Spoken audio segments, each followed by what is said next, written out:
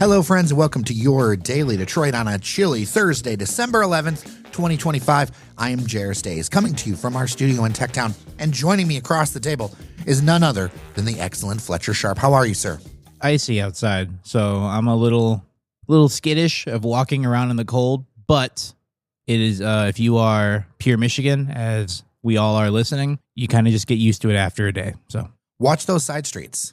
The salt is not out yet on the side streets, that's for sure. Yeah, no, if you're not coming down Woodward or Mac or Jefferson, you're taking one of those, like, be careful. If you're listening to this as you are getting in your car, like, be careful. Like, make sure you put a bit more salt in your driveway, because one nasty spill, and that's all it takes for you to have a really messed up day. You know, this morning, my friend put it in park and literally slid down the driveway.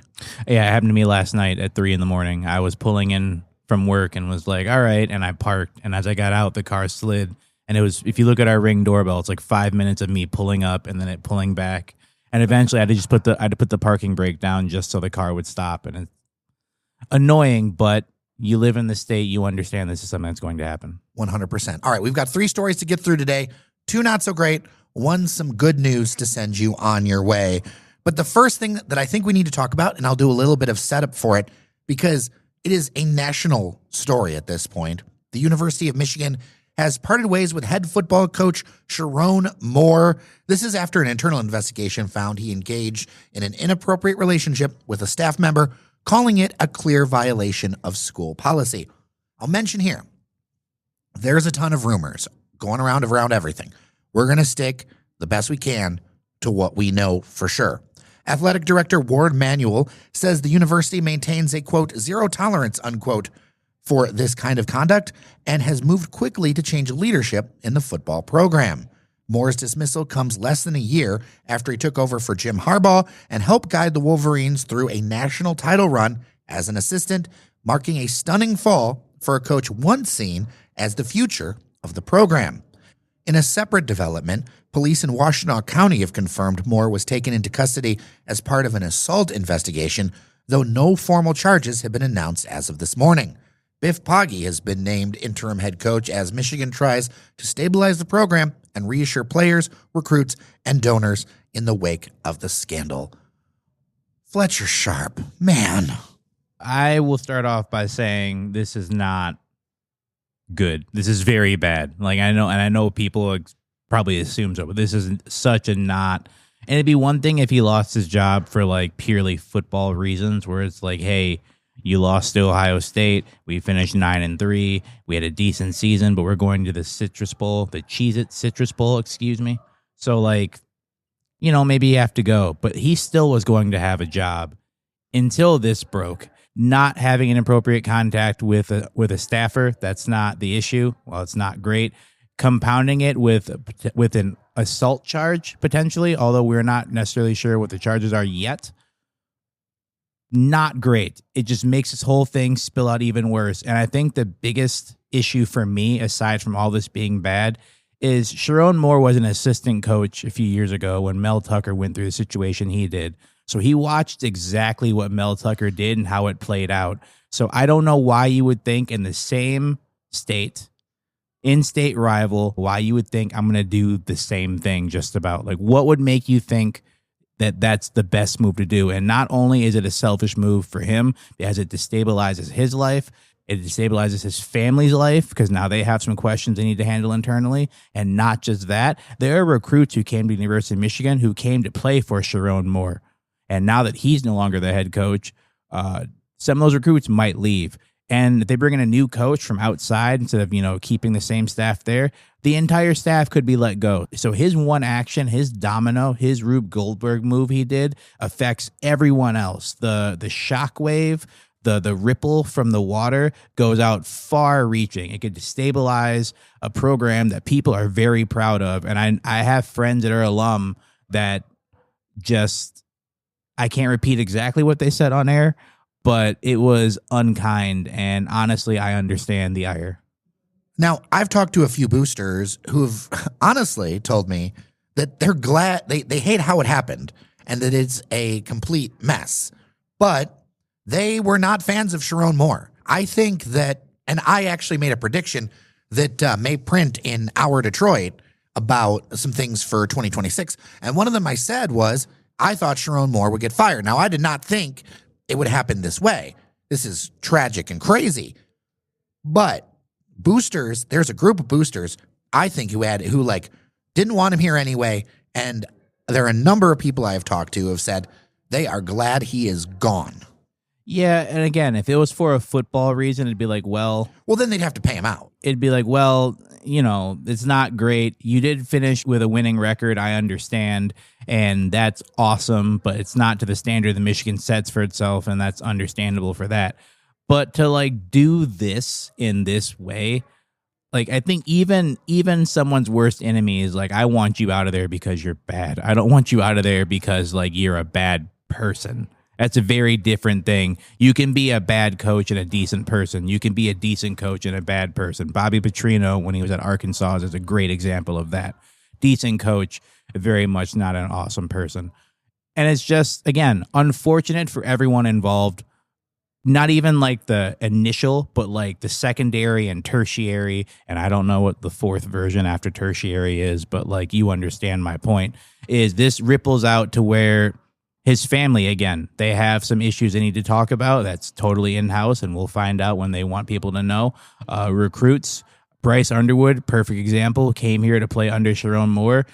He might be playing his last game in the Cheez-It Citrus Bowl against Texas for Michigan. Maybe he transfers, maybe he doesn't, maybe he sticks it out. Coaching staff might be coaching their last games for Michigan. And again, it's so, I just can't see how you would see someone who had a similar position, same position, different university, do something like this and go, yeah, I'm going to do that too. It's like seeing someone put their hand on a stove and being like, yeah, they got burned, but I won't get burned. And seeing how it destabilized his life and that university and the recruits who went there, some of whom, a few even went to the school in the same state. So to see that and say, I'm going to make the same decision, it's so not awesome. And it also opens the door to the one sinister thought, which a few rival fans were saying, where they're like, well, if he would have beat Ohio State, what do you think?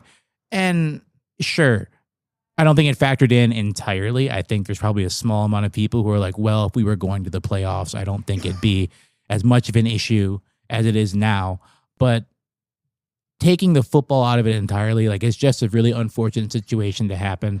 And to put the focus on the players, they still have one. It's not like the season's over. They still have one more game to play that's going to be nationally televised, albeit it's not, the Rose Bowl or Orange Bowl or Fiesta Bowl, but it's going to be nationally televised, and Michigan fans do travel. So now the players have to go play this game with a similar setup, new head coach, but now they have this thing hanging over their head. And some of those kids are like, well, am I going to still be here? Is this a place for me?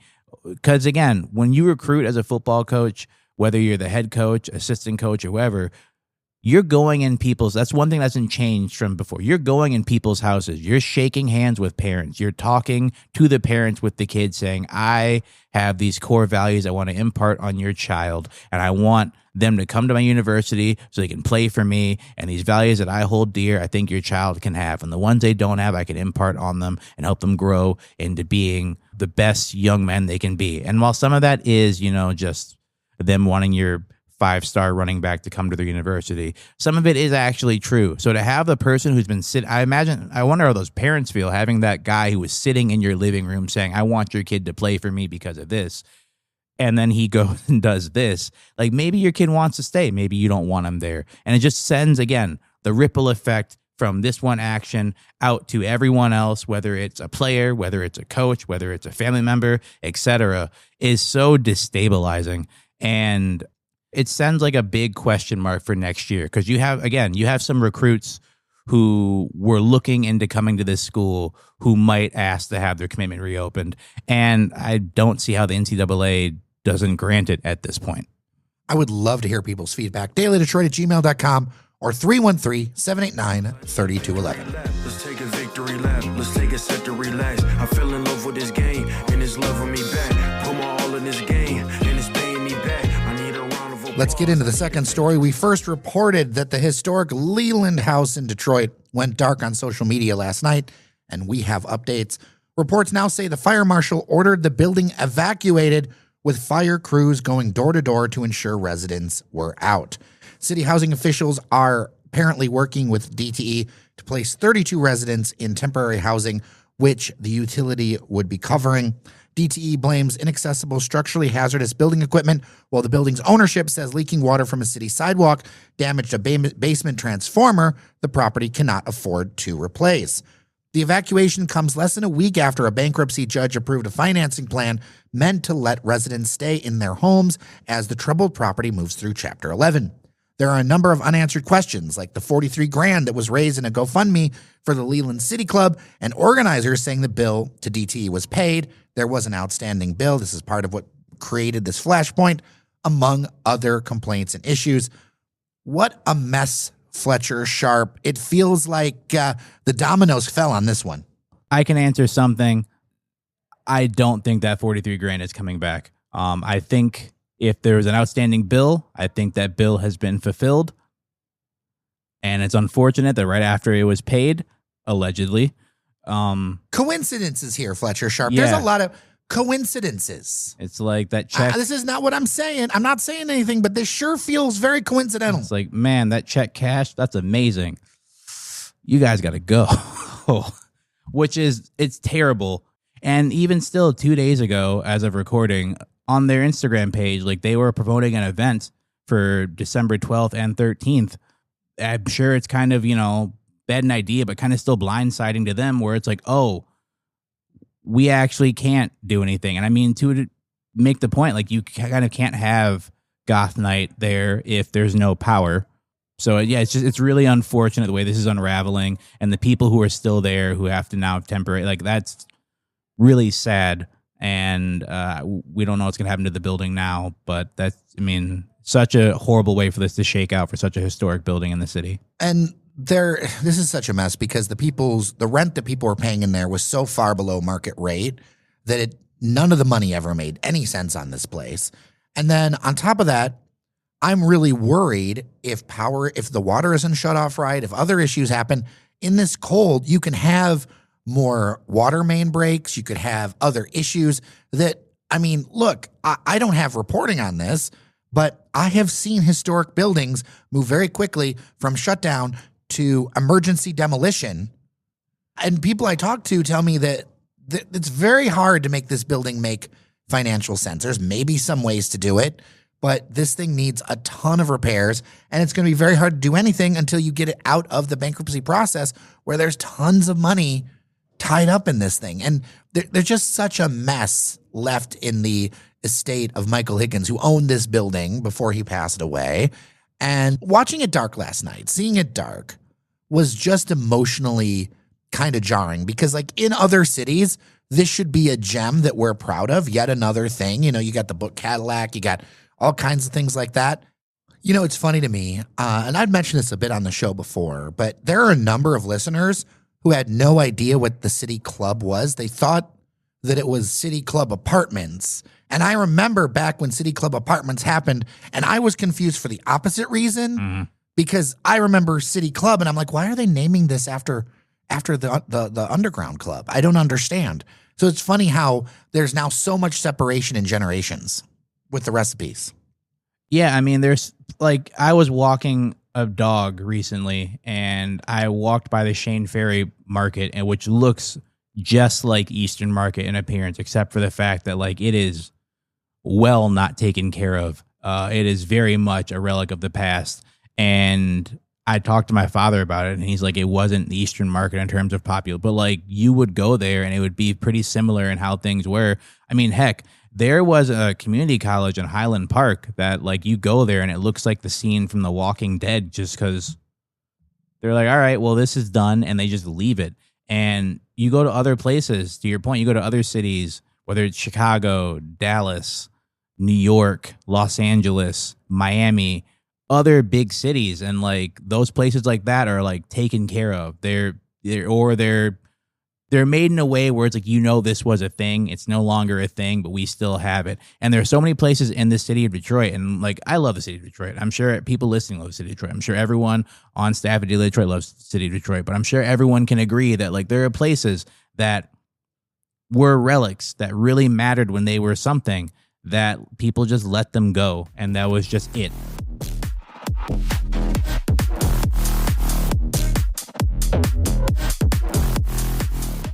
Let's end with some good news, Fletcher Sharp. One of Detroit's most storied sports institutions is back in the city where it was born. It had been in Westland for 5 years. Kronk Gym has officially reopened at 670 Wilkins Street inside the historic Brewster Wheeler Recreation Center, returning the legendary boxing brand to the same complex where Joe Louis, Sugar Ray Robinson, and a young Emmanuel Stewart once trained.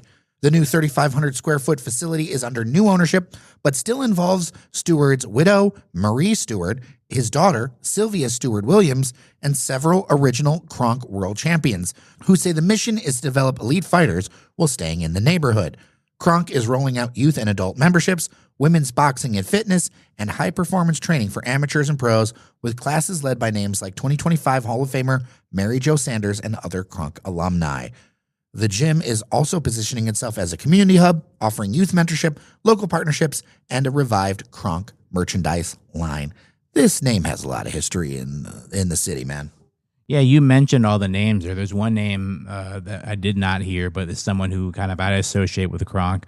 Tommy Hitman Hearns, my father's favorite boxer because he's just from Detroit.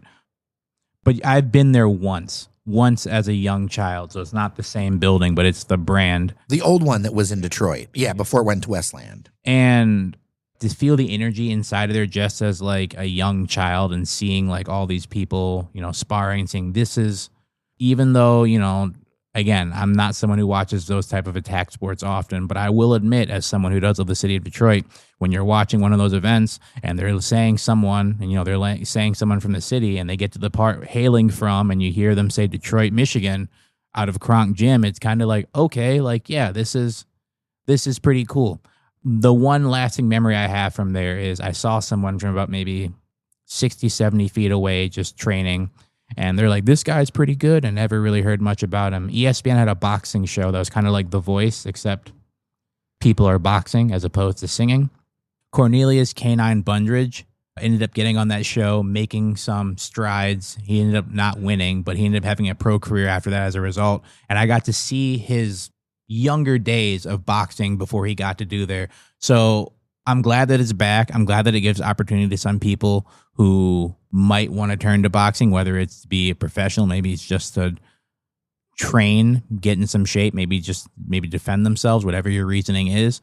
I'm glad that it's back to allow people to do that. I'm glad that it's back to be a community hub, to allow people to have another outlet to do that's not just being outside doing nothing. Because again, the city needs places like that. Any big city that is a big urban city needs places inside the city for people, young and old, to go somewhere to like exist.